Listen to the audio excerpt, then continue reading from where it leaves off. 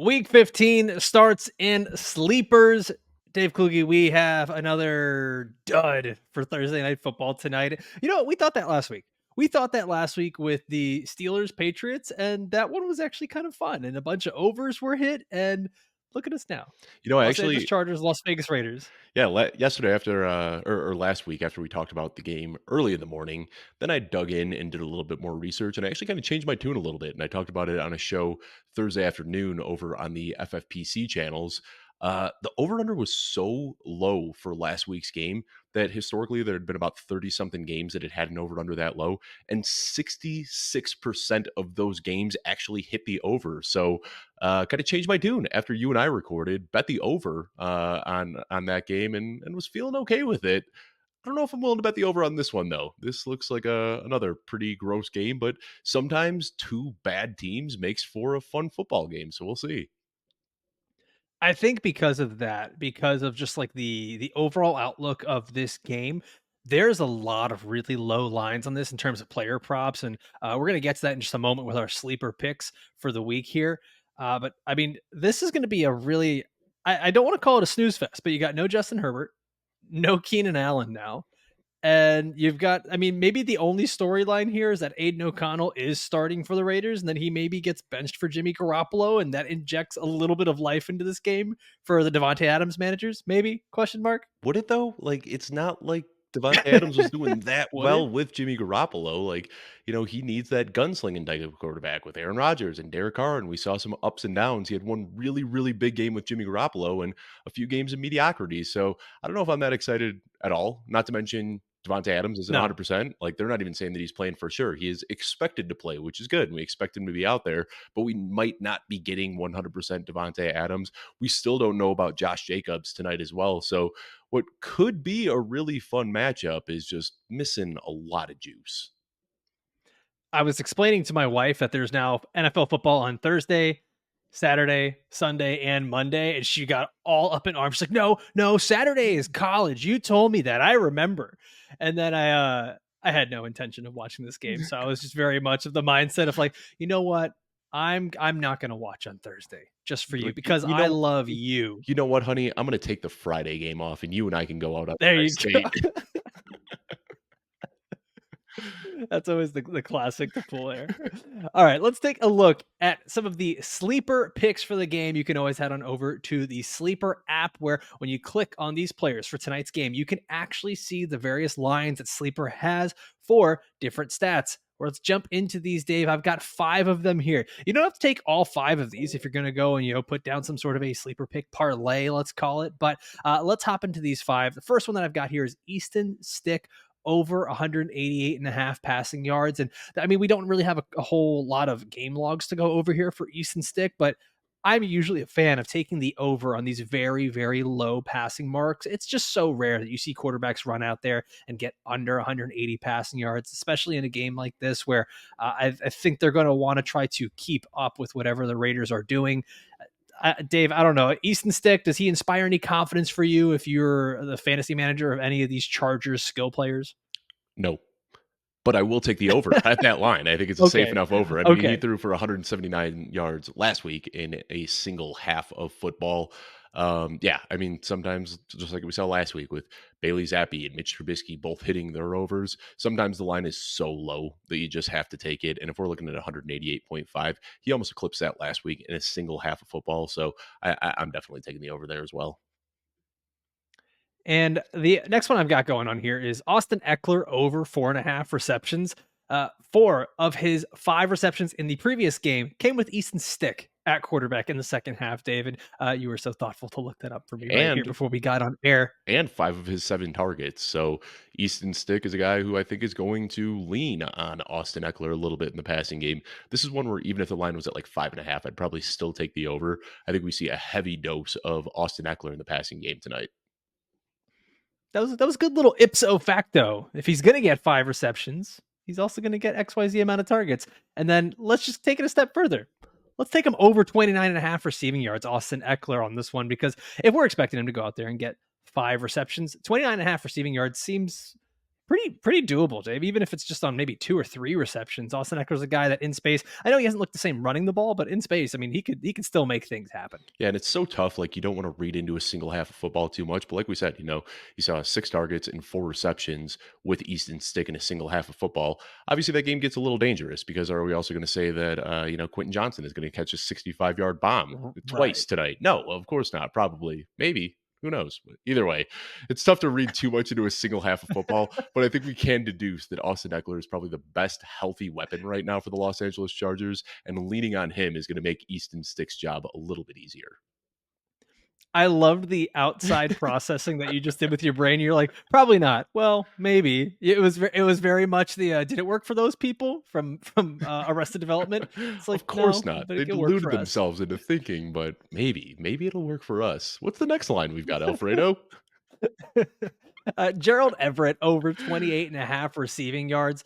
We This is another guy that we're going off a very limited sample size here with Easton Stick, but Gerald Everett 8 targets for 39 yards with Easton Stick. So we started to see what some of his tendencies are, and I think we're going to see a lot of those short passes, and that's going to be to the tight end. It's going to be dump off city to the running back. I mean that's what I presume we're going to see a lot of with Easton Stick, who I mean I think what he's trying to do is just get some good games on tape, have something good on his film, keep that backup job, or potentially see what he can do in the league. You don't typically see a lot of these backups come in and just start slinging the ball all over the field, especially on those deep routes and stuff like that. So I think we're just going to see him manage this game. And on the other side of this, though, I'm going to go with the guy who's just been really bad at managing the games, and it's been Aidan O'Connell, quarterback for the Raiders. I've got him over the line for a half an interception, so throwing at least an interception in this game. He's had 7 interceptions in 7 games. 6 of them have come in the last 4. I know that the Chargers secondary is not that great, but they do get a good enough pass rush on here that you can really start to see Aidan O'Connell, especially a guy who being talked about having to fight for his job. He may get benched.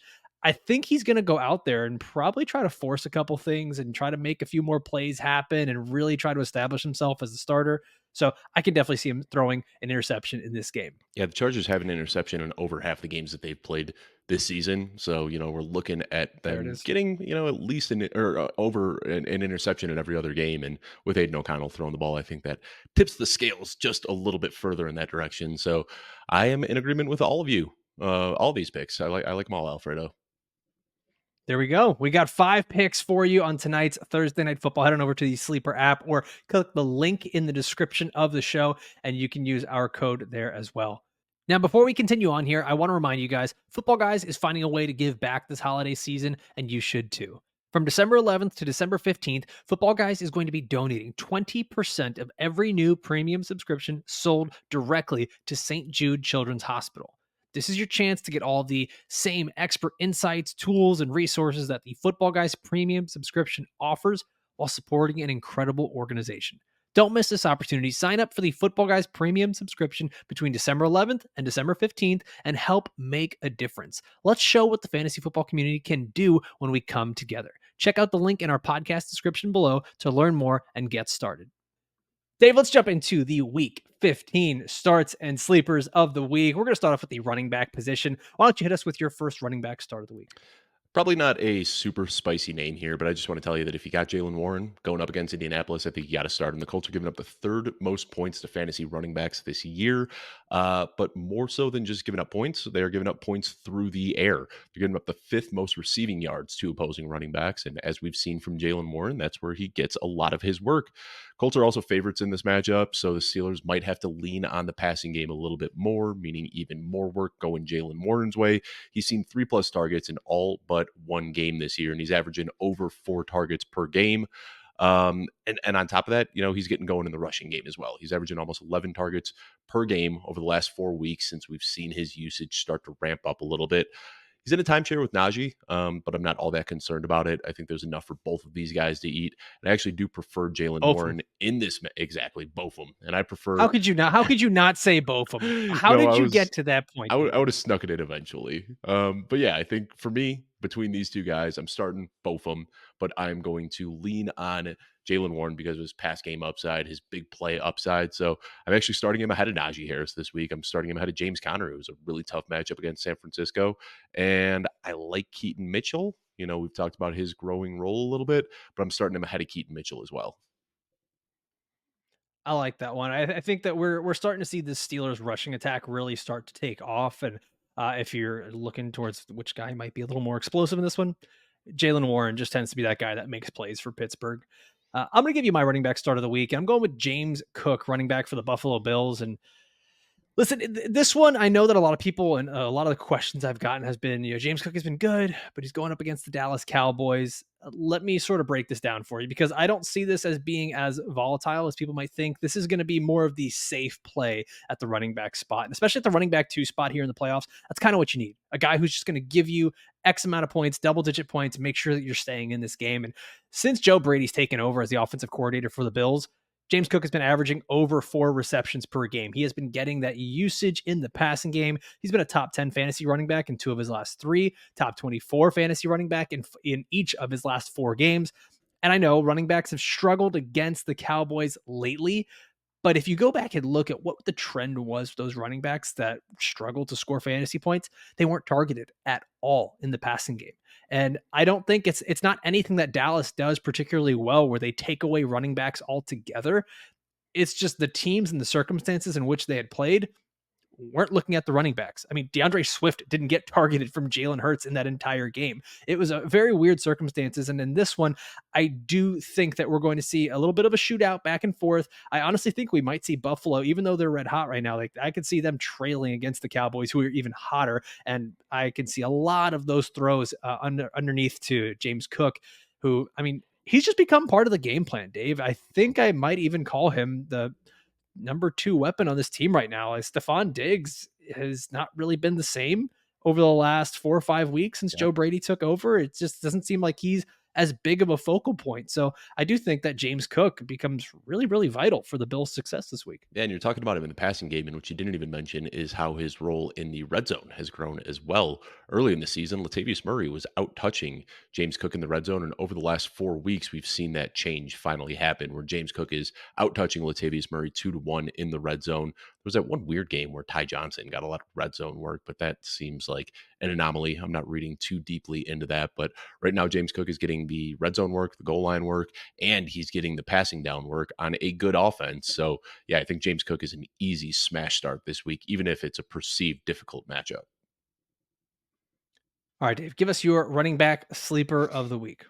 Uh, was he my sleeper last week? I don't even remember. I'm talking about Jerick McKinnon again. Jerick McKinnon, I know I talked about him on the waiver show. I started him in a bunch of leagues last week, and he still is somebody that I'm thinking about starting this week going up against New Orleans. He just looks so much better than Clyde Edwards-Helaire. And if you look at the usage last week, it favored Clyde Edwards-Helaire. He had more receptions, he had more carries, but Jerick McKinnon had a stranglehold on the red zone work, which is what we want to see. That's where Jerick McKinnon does best, and he was the one that found his way into the end zone last week. Patriots have been decent against fantasy running backs this year, but I think this is an opportunity where the Chiefs just have to get right.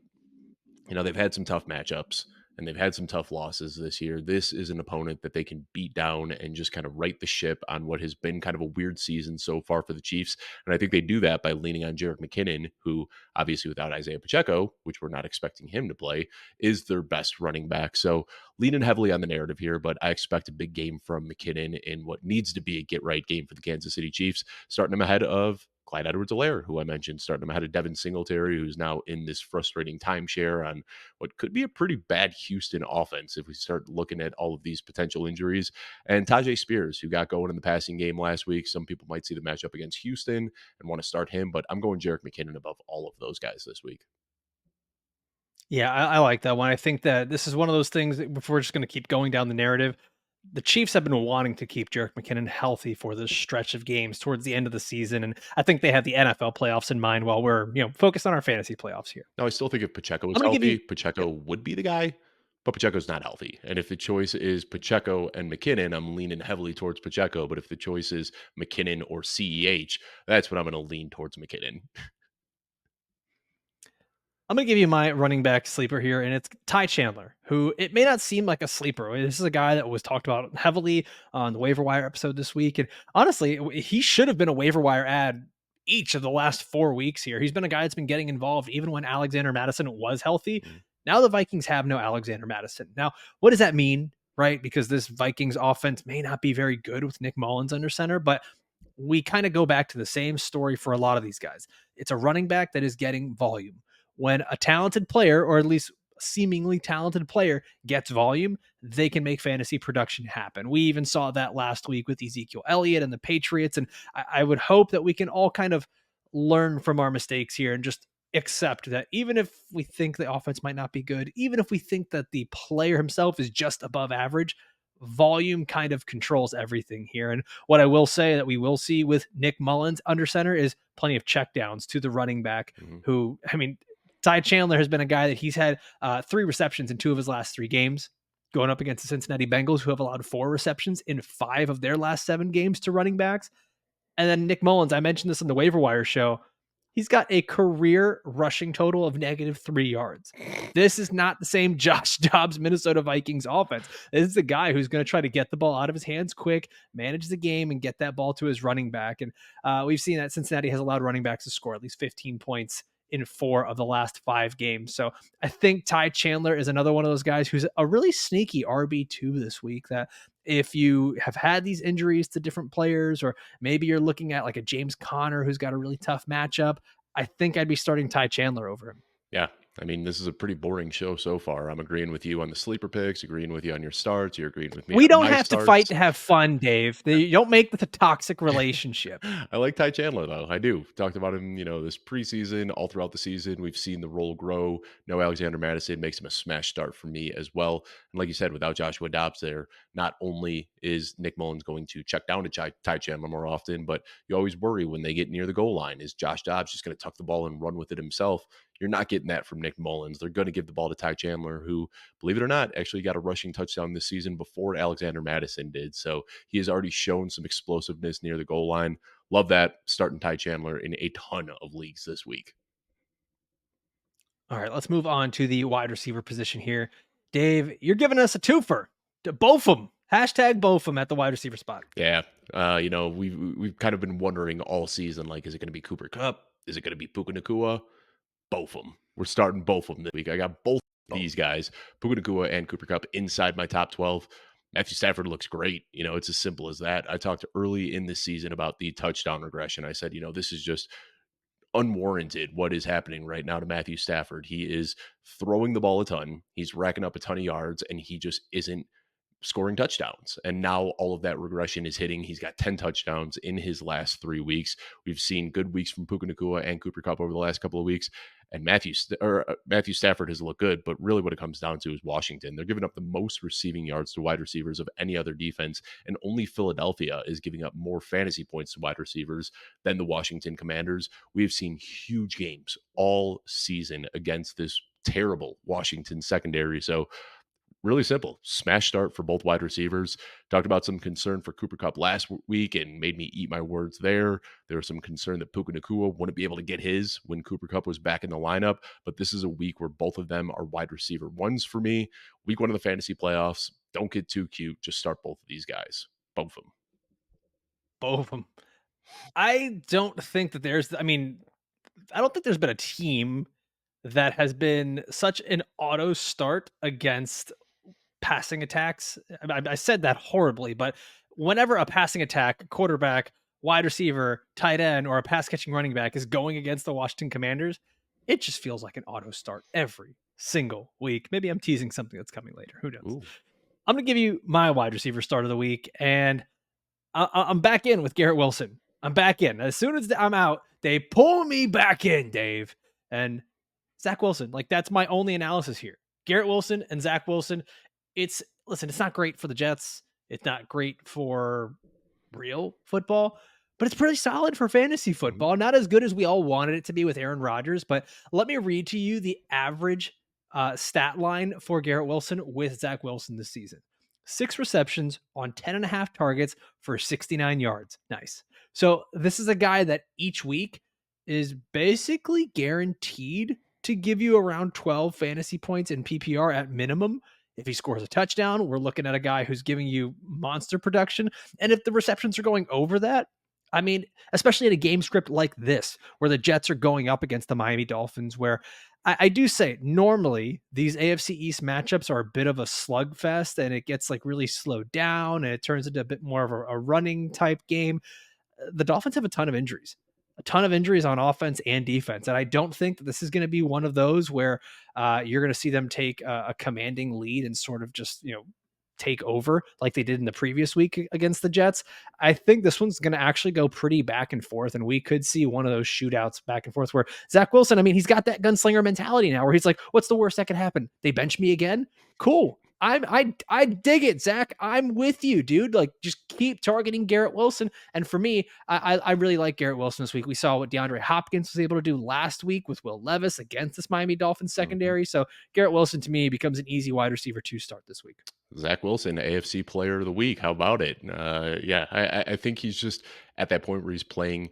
Like you talk about the term "nothing to lose." Zach Wilson has nothing to lose. Like you said, what are you going to do? Bench me again? Like he's just going to go out there, throw the ball to his best guys. Garrett Wilson and Brees Hall are both going to get theirs in this matchup. So again, reluctantly, I have to agree with you, Alfredo. Why reluctantly? You're allowed to It's agree. making Like for we boring content, the discourse, the back and forth. That's what makes shows fun. And you and I are just like spitting takes and nodding along, looking like a couple of bobbleheads on this show.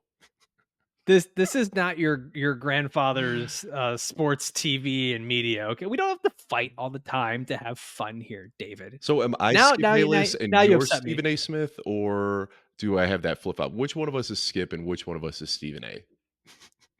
Moving on, Dave's wide receiver sleeper of the week. Yeah, and this is a guy we've talked about a lot on the waiver show, and he finally cleared that threshold where we can't talk about him in the waiver show anymore. I believe we talked about him on a few of the start shows as well. Jaxon Smith-Njigba, really like his matchup this week. He's been a little bit inconsistent so far, but this matchup against Philadelphia is as good as it gets. Like I said, you want to target these teams that are going up against Washington, but you also want to target wide receivers that are going up against Philadelphia. They're giving up more fantasy points at the wide receiver position than any other defense. And Jackson's been the Jigba starting to ramp up a little bit. He saw 11 targets 2 weeks ago when Geno Smith was playing. And then last week in the first game with Drew Lock under center starting, he saw a team high 7 targets. He out targeted DK Metcalf. He out targeted Tyler Lockett. I'm not ready to say that he's the wide receiver one here. I don't know if the wide receiver one is JSN or DK Metcalf or Tyler Lockett. They're all very talented. But right now, JSN is still last in consensus rankings behind Lockett and Metcalf. And I think he's absolutely viable as a starter this week. He's a little shaky, but the ceiling is just so high. He has so much talent. So if you're looking at that wide receiver 3 flex spot and you're deciding between some guys, I'm starting JSN ahead of Noah Brown, Elijah Moore, Gabe Davis, Josh Downs. He fits in just inside my top 36 on the week. I really like the matchup this week, and I do think that a lot of the JSN production is going to matter is going to hinge on Geno Smith and if he's going into this game healthy, and so that'll definitely be the thing to watch. But Like I said, even with I mean, Drew what's Lock, not? he led the team in targets last week. So I think whether it's Drew Lock or Geno Smith, I think Yeah, JSN is going to get some looks either way. Obviously, his ceiling is higher with Geno Smith, but he still has a right. relatively safe outcome if Drew Lock is starting. Yeah, that's the only. I mean, what you're saying is true, and it makes sense. I just can't bring myself to be like, even if Drew Lock, Starting like it's just starting the 1C for a Drew Lock offense. Is that what it is? Like, we talk about yeah. 1A and My 1B brain's not there. situations. Is this a 1A, 1B, 1C situation? Like maybe one of the few in the NFL? I think he might be the 1B now. Yeah, Just saying. maybe. Yeah.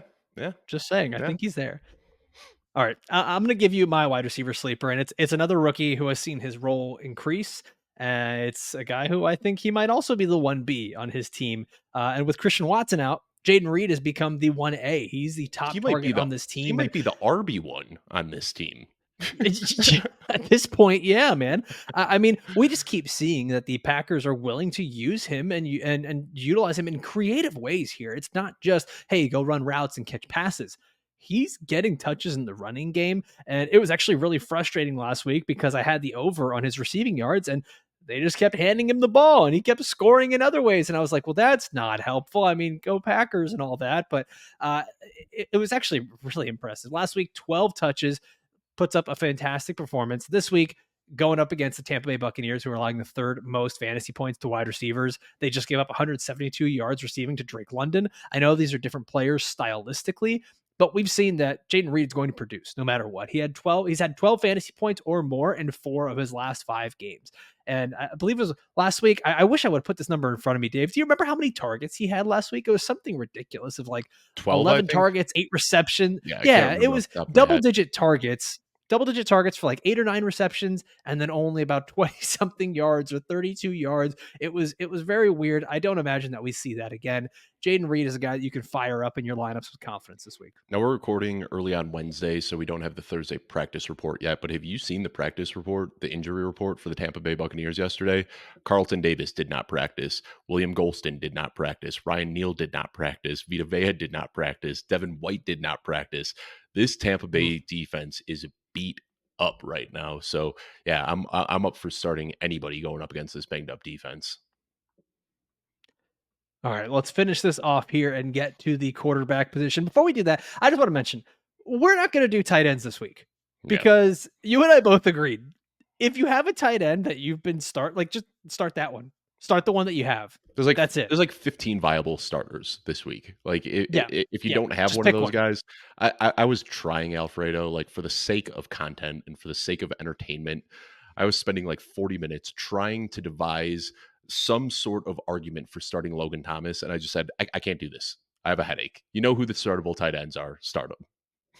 Just draw a name out of a hat or something. I don't know. It's there's not much analysis to go on there. Well, with All right, quarterbacks, let's there go to the have been some quarterback disappointing position. guys. I mean, we've seen Justin Herbert is injured. We're seeing, Aiden O'Connell, who a lot of people probably weren't starting, but he might not be starting anymore. Joe Burrow is obviously injured. Josh Dobbs got benched. Jordan Love This has coming off been a the really year. bad week. Like you do have, there's a lot of people streaming quarterbacks at this point in the season still. Well, this has been the year where late round quarterback proved to work once again. I mean, we saw a little bit of that last year too with Daniel Jones and Geno Smith, and we're starting to see it again. So I don't think that strategy is quite dead yet. But let's go to our quarterback starts of the week here for week 15. Dave, why don't you hit us with the guy that you're starting at quarterback? Now, this is your safe option. You're not going to get a ton of a ceiling from here, but if you need a reliable guy that you need 16 to 18 points from, you're confident in the rest of your team, and you just need a safe guy, you're worried about plugging in and getting a Jordan Love type of outcome from last week, you're not going to get that with Russell Wilson, especially in this matchup against Detroit. They're giving up the 4th most points to fantasy quarterbacks, and they're also giving up the 3rd most rushing yards to quarterbacks. I talked about Justin Fields in 2 of the last 3 weeks as a smash spot against Detroit. Obviously, Russell Wilson doesn't have the same legs as a guy like Justin Fields, but he does still have that rushing upside, and he's going to be able to exploit that against this Detroit defense.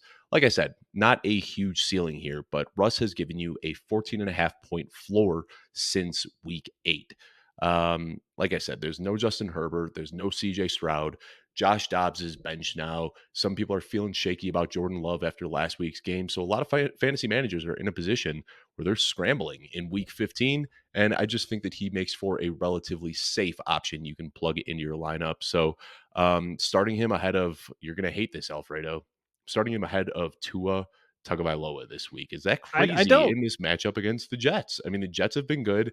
The second or the offensive line for Miami is beat up. So, I'm talking about, Josh Dobbs and Jordan Love and these other guys, but I have Russ in my rankings ahead of Tua Tagovailoa going up against the Jets, Trevor Lawrence going up against Baltimore, and Kyler Murray going up against San Francisco. There are some good quarterbacks who have really, really tough matchups this week that can burn you, and I would take the safety in a guy like Russ over them. Yeah, I don't hate that at all. I don't hate that at all. Like wherever I have Tua in fantasy, I'm not playing him this week. Mhm. I'm definitely a little bit worried. I want to know, even with Tyreek being on the field, I want to know how healthy he really is. And Yep. even if Tyreek does produce, this is still a defense in the New York Jets that they have done really well against fantasy quarterbacks. Tua's missing potentially three of his starting offensive linemen. I'm just not excited about that. I know he can get the ball out quick.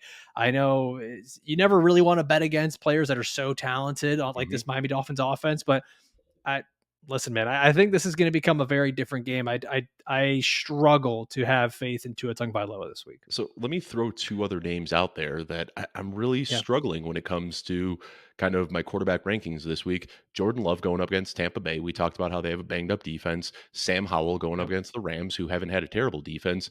For me, and I think this just comes down to what type of fantasy player you are, and especially in week 15, week one of the playoffs, there's really a lot to digest here. Guys like Jordan Love and Sam Howell, you know that they have a 30, 35 point week in their range of outcomes, but they also have a Yep. 5 point week in their range of outcomes. So, really, we can't make this decision for you. It has to be your risk tolerance and how risk averse you are when making these decisions. But Russ Wilson is a guy where maybe if you want to take it a little bit safer in week 15, I think you're looking at a slimmer but safer range of outcomes for a guy like Russ over Love and Howell. All right, I'm going to give you my quarterback start of the week, and we teased this a little bit ago. Start your Rams this week, going up against the Washington Commanders. It is just an auto start for all these guys, and you know what? Matt Stafford is getting hot at the right time. That Stafford, so damn hot right now. Dave, do you know what that's from? Zoolander? Thank you. Okay, I just Yeah. wanted to check Yeah. every once in a Yeah. while. Like I gotta check. Like I gotta know that you know my references. I'm Yeah. sorry. Yeah. Thanks. Big I'm Owen glad. I'm Wilson really fan. proud of you. This is a big moment right here. Big moment. So yeah, I'm going with Matthew Stafford here as my quarterback start of the week, and he's just been getting hot, man. He's had at least 28 fantasy points in each of his last 3 games, going up against the Washington Commanders, who we mentioned it's an auto start. They're allowing the second most fantasy points to quarterbacks, and over the last 4 games, each of those quarterbacks have scored at least 23 fantasy points. So you're talking about an unstoppable force and a very movable object meeting each other, and it just seems like everything is colliding for Matthew Stafford to be one, not only just an awesome waiver wire pickup over the last few weeks, but to be that guy that if you needed to stream someone at the quarterback position, you might be able to do that throughout the fantasy playoffs here because he's getting hot at the right time. Cooper Kupp appears to be healthy again. Everything seems to be going in the right direction for the Rams, who are now trying to compete here towards the end of the season. So I really like Matthew Stafford. I think that he is a smash start. I'm actually willing to go as high as saying that he could be a top 7 quarterback this week. Actually, scratch that. I think Matthew Stafford can be a top 5 quarterback this week. I Yeah. don't know where you have him ranked, Dave. Yeah, I've got him above Russ Wilson. So Russ Wilson's my start of the week, but I like Matthew Stafford even better. But yeah, looking at it right now, he's averaging 23.7 points per game over the last 3 weeks. That's the same as Trevor Lawrence, and the only guy scoring more than them is Dak Prescott. Like we talked about, I've got Cooper Kupp and Puka Nacua both inside my top 12. If I'm expecting both of these guys to give you top 12 production, you obviously want the guy throwing them the ball. That doesn't even take into consideration what Kyron Williams is going to get through the air as well. This is a smash start for Matthew Stafford. Absolutely in agreement with you. Yeah, I've got Stafford right now looking at it as my quarterback 6 on the week, but I think it is very realistic for him to be moved up to around quarterback 5 by the time we get to the games, just based on what happens here in the week. Dave, do you think we helped people today? Do you think they're going to be able to win in week 15 and win in the fantasy football playoffs? We hope so. I mean, this is a weird week. This is one of the most bizarre week ones that I can remember. You and I were both big Keenan Allen guys. I've got him in the Football Guys Listener League. I've got him in almost 60% of my best ball teams that advance this year, and just so unexpected that he's not playing tonight. That's brutal. I mean, a lot of people got into the fantasy playoffs on the back of Keenan Allen. Drafted in the 3rd round, giving you insane production throughout the year, and now we got no Keenan Allen, potentially no Josh Jacobs. So many injuries piling up. This has been an a very wonky week. So I think having a start show this year is still really important at this point in the season because a lot of people are still scouring the waiver wire going into the playoffs. You could be the 1 seed, you can be the 2 seed, and still be struggling to set a lineup this week. So yeah, we still got our work cut out for us for the next few weeks here, Alfredo. Let's put the good energy out into the air. If you're watching this, if you're listening to this, you're going to win this week. You're going to keep moving along in fantasy football playoffs. Be back with us again next week. And the week Dave, after. thank you. Yes, and the week after. That's right. And if you But play don't even in think about calling us up in leagues, week 18 because I am going to be no, hibernating. week 18, week 18, we're done. We're done with you. Dave, As always, thank you, buddy. This was a great show. Thank you, our production team over here, Dylan, Julia, Jagger, and thanks to all of you for watching and listening all the way through. We'll see you next time. Adios.